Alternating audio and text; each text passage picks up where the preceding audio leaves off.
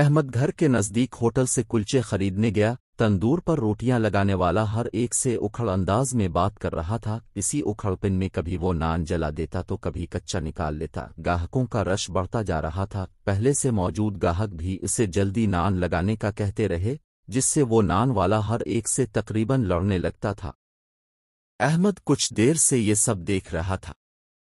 جب احمد کی باری آئی تو نان والے نے احمد کے لیے کلچے تندور سے نکالنے شروع کر دیے۔ یہ کلچے کافی حد تک لال ہو کر جلنے کے قریب ہو چکے تھے۔ احمد نے کلچے دیکھ کر نان والے سے کہا، تم ماشاء اللہ بہت اچھے کاریگر لگتے ہو۔ اس طرح کے کلچے جو جلے بھی نہ ہوں کوئی عام آدمی نہیں لگا سکتا۔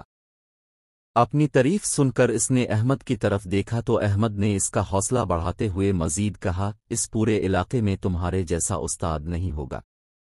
یہ بات سن کر تندور والے کو جیسے بھرپور توانائی مل گئی۔ یکدم اس کا مزاج خوشگوار ہو گیا، چہرے پر مسکراہٹ آ گئی اور اس نے کہا، بیٹے اگر سب لوگ تھوڑا سا صبر کر لیں تو انہیں بہترین چیز ملے۔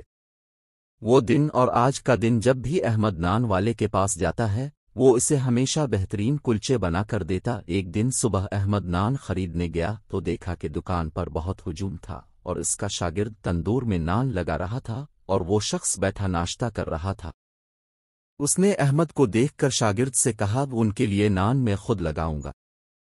یہ کہہ کر اس نے جلدی جلدی ناشتہ ختم کیا اور تندور پر آ گیا۔ باقی کھڑے لوگ احمد کو وی آئی پی شخصیت سمجھ رہے تھے۔ احمد سوچ رہا تھا کہ میں نے نبی کریم صلی اللہ علیہ وآلہ وسلم کے صرف ایک قول پر عمل کیا کہ دوسروں سے اخلاق اور شفقت سے پیش آؤ، اس کے بدلے مجھے اتنی عمدہ اور خاص توجہ ملنے لگی۔